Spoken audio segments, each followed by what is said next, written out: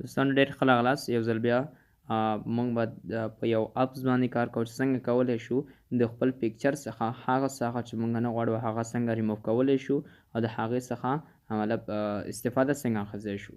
نو داسې اکثره پکچري چې موږ نه غواړو چې هغه ساحه شو شي یا موږ یو پاک کوو هغه ساحه، نو دې لپاره موږ څه کوو، هغه ساحه لرې کوو. نو د ساحې لرې کولو لپاره په انډراید موبایلونو کې، په آیفون کې یا په بل موبایل کې چې تاسو غواړئ دا کار وکړئ، نو زموږ دا ویډیو ځان سره وګورئ او انشاءالله په ډېر اسانۍ سره دا کار کولی شو.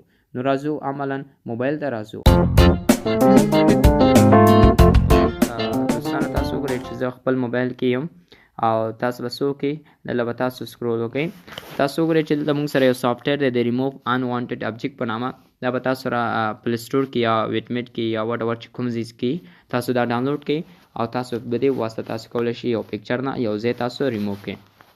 نو راځو په دې به تاسو کلیک کوئ او کلیک نه وروسته تاسو کوئ چې کله هم کلیک وکړله او کلیک نه وروسته تاسو سره څه کېږي، تاسو سره به دا ساحه شو کېږي. صحیح ده.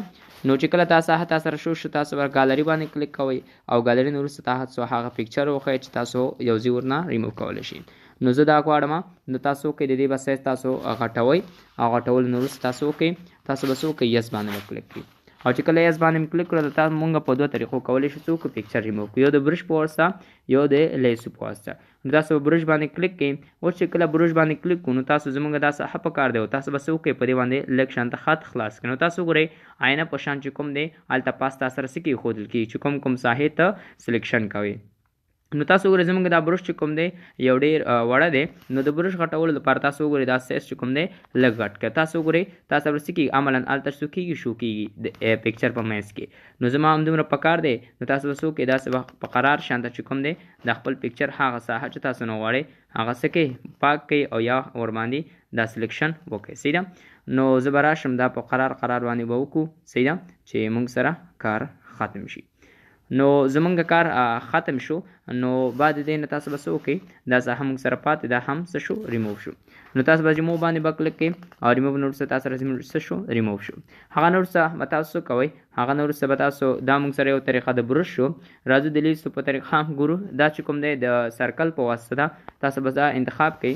تاسو سره پنسل درکول کېږي، تاسو وکړئ سرکل ته وکړئ، هغه خط ته وکړئ چې کوم ساحه تاسو ریموو کول غواړئ. فرض مثال دا ساحه ریموو کوم، نو تاسو به څه وکړئ، په قرار سره خط ته وکړئ داسې کومه ساحه نه چې تاسو غواړئ. نو فرض مثال زه به راشم په قرار سره دا بډن کومه چې کومه ساحه زما په کار دی، نو دا ساحه زما وشو. صحیح ده. نو خو په قرار سره تاسو دا وکړئ چې تر څو تاسو سره ښایسته راشي.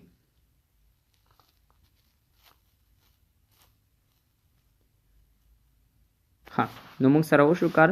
نو زه به ریموو باندې کلیک کوم.